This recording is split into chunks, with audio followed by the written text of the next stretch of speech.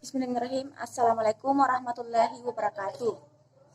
Baiklah teman-teman, kali ini saya akan menganalisis buku Ilmu Pengetahuan Alam IPA SD kelas 1 yang ditulis oleh Sri Purwati Surono yang diterbitkan oleh BSE PT Galaksi Puspa Mega dengan tema 3, cuaca dan musim selalu berubah. Bab 7 dan bab 8. Adapun pada bab 7 benda langit, SK-nya mengenal berbagai benda langit dan peristiwa alam, cuaca dan musim serta pengaruhnya terhadap kegiatan manusia. KD-nya mengenal berbagai benda langit melalui pengamatan. Bab 8, cuaca dan musim. SK-nya mengenal berbagai benda langit dan peristiwa alam dan cuaca maupun musim serta pengaruhnya terhadap kegiatan manusia.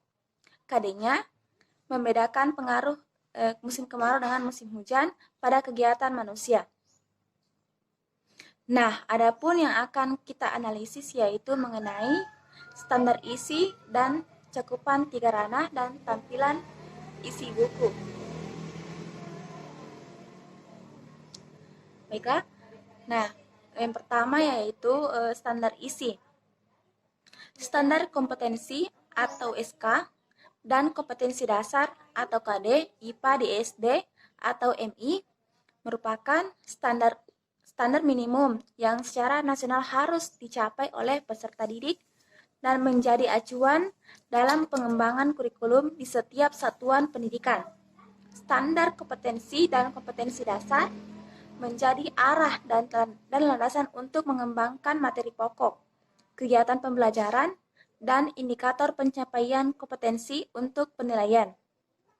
Pencapaian SK dan KD tidak didasarkan pada pemberdayaan peserta didik untuk membangun kemampuan bekerja ilmiah dan pengetahuan sendiri yang difasilitasi oleh guru.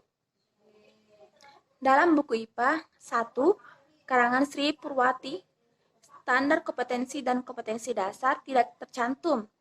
Namun, jika dilihat dari materi yang diuraikan dalam buku, sudah sesuai dengan standar isi. Masing-masing materi telah dijabarkan secara mendalam.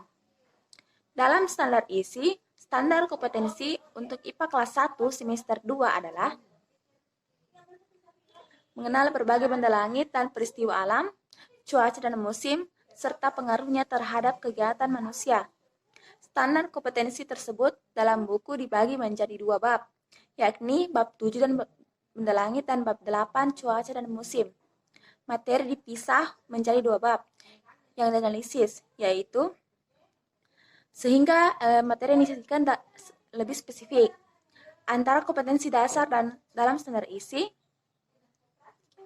dan dalam bab 7 dan bab 8 sudah sesuai jika dilihat dari materi yang disajikan. Adapun analisisnya yaitu kompetensi dasar pada bab 7, mengenal berbagai benda langit melalui pengamatan. Contoh materinya dalam buku adalah, petunjuk bagi guru membacakan pengantar, lalu mengumpulkan jawaban dari siswa sebanyak mungkin, tanpa terlebih dahulu membenarkan atau menyalahkan. Kemudian, kompetensi dasar pada bab 8 membedakan pengaruh musim kemarau dengan musim hujan pada kegiatan manusia. Contoh materinya dalam buku adalah musim hujan dan musim kemarau. Jika ditelaah buku tersebut sudah memuat tujuan dari pembelajaran IPA, yaitu 1. Peserta didik mampu mengembangkan pengetahuan dan pemahaman konsep-konsep IPA yang bermanfaat dan dapat diterapkan dalam kehidupan sehari-hari. 2. Peserta didik mampu mengembangkan rasa ingin tahu, sikap positif dan kesadaran tentang adanya hubungan yang saling mempengaruhi antara IPA, lingkungan, dan masyarakat. 3. Peserta didik mampu mengembangkan keterampilan proses untuk menyelidiki alam sekitar, untuk memecahkan masalah dan membuat keputusan. Nah, itulah tadi mengenai telaah buku yang memuat tujuan pembelajaran. IPA diperlukan dalam kehidupan sehari-hari.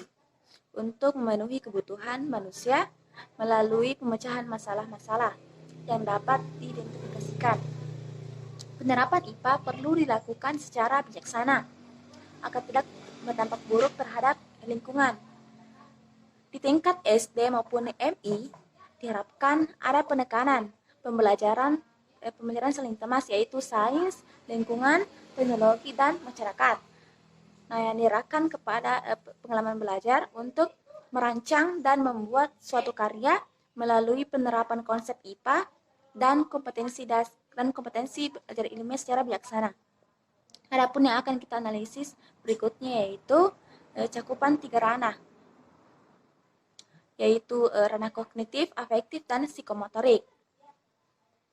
Buku ajar pada pembelajaran IPA mempunyai peran dalam mewujudkan pemikiran aktif yang di kelas. Buku ajar tidak hanya digunakan pada transfer informasi saja, namun juga dapat dimanfaatkan untuk proses belajar mengajar. Dalam buku BSC yang kita bahas, materi pembelajaran hanya mencakup 2 ranah kognitif, 2 ranah pembelajaran yaitu kognitif dan afektif. Cakupan materi terbesar pada aspek kognitif yaitu pada aspek kognitif, dan pada aspek kognitif afektif peserta didik dituntut untuk mengolah, menalar, dan mencipta kemampuan pikir yang efektif dan kreatif dalam ranah yang abstrak dan konkret dengan dikaitkan pada kehidupan sehari-hari. Sedangkan pada psikomotorik tidak ditemukan. Namun, jika guru dapat memfasilitasinya, maka pembelajaran akan dapat mencakup 3 ranah. Nah, jadi kesimpulannya sebagian besar isi materi dalam buku ini adalah pembelajaran aspek kognitif dan aspek afektif dengan CTL atau contextual teaching and learning, yaitu pembelajaran menghasilkan masalah dengan kejadian sehari-hari, mengaitkan masalah dengan kejadian sehari-hari. Dan untuk mencapai 3 ranah mencapai buku ini, guru tuntut untuk memodifikasi pembelajaran sedemikian rupa. Nah, yang akan analisis yang ketiga yaitu tampilan materi buku. Tampilan materi buku sudah baik, mulai dari kelayakan isi, kebahasaan yang baik dan benar, gambar yang jelas dan berwarna, untuk membantu siswa dalam memahami pembelajaran.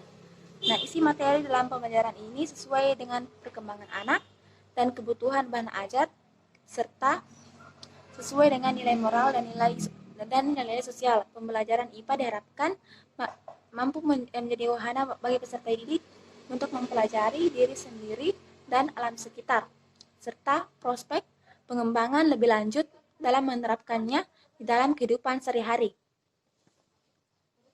Nah, itulah tadi mengenai analisis buku IPA SD kelas 1.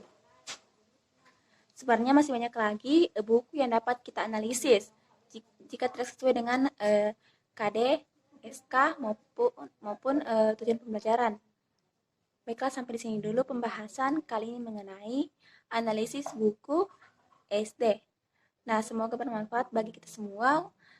Wabillahi taufiq wal hidayah. Wassalamualaikum warahmatullahi wabarakatuh.